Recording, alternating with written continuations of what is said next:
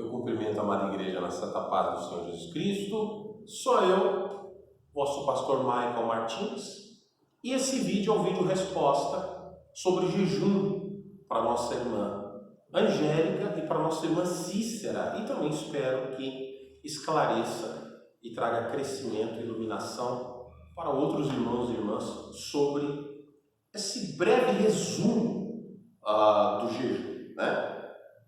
Eu vou dar algumas dicas, algumas passagens bíblicas que mencionam o jejum. Mas basicamente o jejum, o propósito dele é dar autoridade sobre demônios. Basicamente isso. Ele também nos dá poder sobre demônios e poder para operar milagres e maravilhas. Basicamente isso. Usado para se obter resposta de Deus, entre outras coisas. E também o arrependimento. E nós vamos ver também passagem que mostra o jejum como arrependimento diante de Deus, porque ajuda a mortificar a carne. Então, para a porta de emprego aberta, vencer vícios, vencer demônio, vencer as nossas próprias fraquezas, é através do jejum. E eu quero deixar aqui já a primeira referência. Você pode meditar em Esther 4,16, livro de Esther 4,16, que diz assim: vai, ajunta a todos os judeus que se acharem em Suzã, e jejuai por mim, e não comais nem bebais por 3 dias, nem de dia nem de noite. E eu, as minhas servas, também assim jejuaremos, e assim irei ter com o rei, ainda que não seja segundo a lei. Se perecer, pereci. Esther foi pedir ao rei que evitasse o extermínio dos judeus. Só que antes dela usar a sua principal ferramenta nesse caso, que era a beleza, tanto é que ela foi escolhida pelo povo para cair nas graças do rei, vamos colocar dessa forma, ela se preparou com um jejum antes, mas sabendo que ela poderia até morrer por conta disso. Então, antes de tomar qualquer decisão, nós vemos que o jejum ele reforça o crente, ele protege o crente.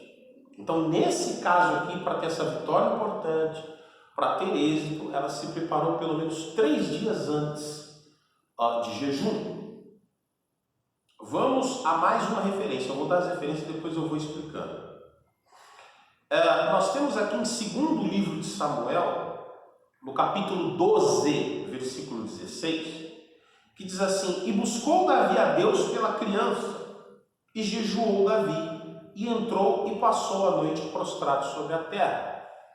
Ele cometeu o pecado do adultério com Batseba, ela se engravidou dele, ficou grávida dele.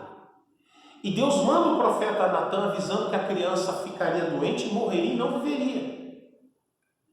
E ele queria reverter o processo. Ele queria o perdão de Deus. Ele não queria que a criança morresse. E ele buscou a Deus em jejum. Nesse caso, Deus não voltou atrás com a sua palavra. Mas ele fez o correto, que foi buscar com jejum. E a palavra de Deus diz, discorrendo o texto, que tendo a notícia de que o bebê morreu, ele pediu pão e voltou a comer. Aí questionaram ele: mas o senhor não estava sem comer, chorando pelo menino? Aí ele falou: e o que eu posso fazer? Deus já deu a sentença, eu preciso continuar vivendo.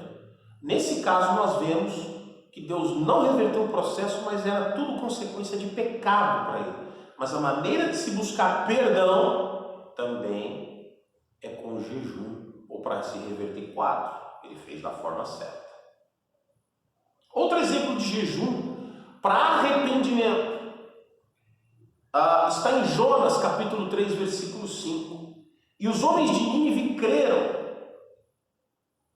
em Deus, e proclamaram um jejum, e vestiram-se de pano de saco, algodão cru, desde o maior até o menor. Então veja que como sinal de arrependimento, como renúncia da carnalidade, da idolatria, do caminho errado, o jejum ele é bem-vindo também. Então nós vemos que Nínive, quando ouviu a palavra de Jonas, pregou um jejum, e o texto diz que Nínive mandou até não servir comida nem para os animais, até os animais ficaram de jejum, como sinal de arrependimento. Nós temos também, em Mateus capítulo 6, do versículo 16 ao 18, dizendo assim que quando jejuardes não vos mostreis contristados, tristes, cansados, como quem está sofrendo, como os hipócritas, porque desfiguram os seus rostos, para que aos homens pareça que jejua. Querem mostrar que estão jejuando, querem mostrar que estão sofrendo, que estão se esforçando. Em verdade vos digo que já receberam o seu galardão, que é a atenção da sociedade. E essa é a recompensa que eles merecem, não vai passar disso. Versículo 17. Tu, porém, quando jejuares, unge a tua cabeça e lava teu rosto, para que não pareças aos homens que jejuas, mas a teu Pai que está em secreto, e teu Pai que te vê em secreto te recompensará. Então o jejum ele é secreto. A gente não anuncia o jejum. Não há problema nenhum que os teus filhos, teu marido, tua mulher, a tua família saibam que você está de jejum. Mas é costume de crente pentecostal, nós somos pentecostais, a igreja confraria é uma igreja pentecostal, é o nosso costume não contar que estamos de jejum. Isso é um costume pentecostal, eu mantenho isso, eu faço assim e recomendo que façam assim. Não anuncie o teu jejum. Faça em secreto, assim como a oração que o Senhor Jesus Cristo ele nos orienta a entrar no nosso aposento, trancar a porta e orar em secreto. E o nosso Pai, que nos vê em secreto, nos recompensará publicamente, diz o texto, como diz aqui. Nós vemos também que o jejum, além do arrependimento, além de ser algo pessoal entre nós e Deus, ele também dá poder sobre demônios. Nós vemos isso em Mateus 17, 21. Mas esta casta de demônios não se expulsa senão pela oração, pelo jejum. Mateus 17, 21. Então veja que para se ter autoridade sobre demônios, precisa da oração e do jejum. Tem demônio que não sai.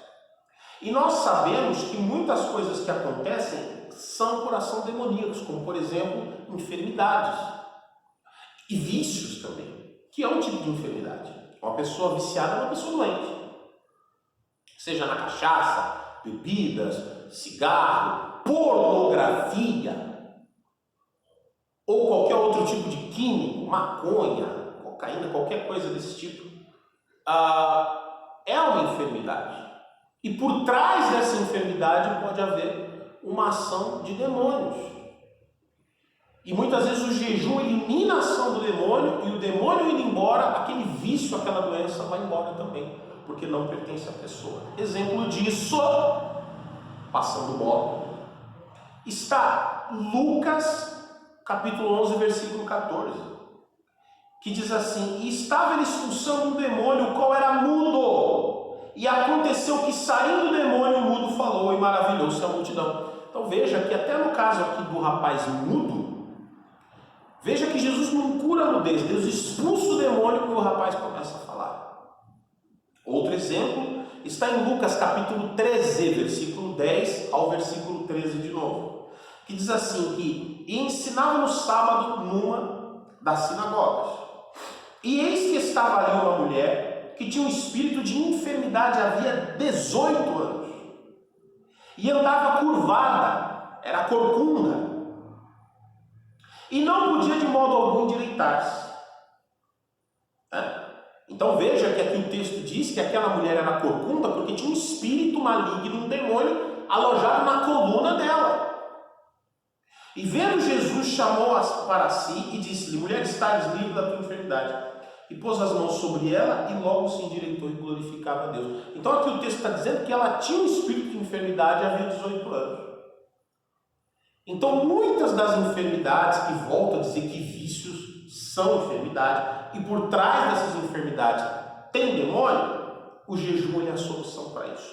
Agora, para encerrar, Vem a pergunta: como se abre o jejum? Como se fecha o jejum? A Bíblia não diz. A Bíblia não diz como se abre e fecha o jejum, como se jejua. De acordo com a medicina, antes de fazer um exame de sangue, alguns médicos pedem que estejamos sem comer por pelo menos, no mínimo, 6 horas. Outros pedem 12, outros pedem 24. Veja que não há um consenso nem na medicina. Geralmente eles pedem até que um dia antes você não coma, não beba mais nada antes de fazer um exame de sangue. Você tem que estar em jejum. É costume pentecostal abrir o jejum, falar para Deus: olha, Senhor, a partir dessa hora eu não vou mais comer nem beber, e pelo tempo em que eu estiver de jejum, eu preciso que o Senhor entre com providência nisso, nisso, nisso e naquilo outro. Você pode determinar o horário da entrega de jejum ou não. Se porventura você determinou o horário do fechamento do jejum e você esquecer de beber água ou comer antes, você quebra o jejum. A orientação que os pastores dão é fazer uma oração pedindo perdão a Deus pela quebra do jejum.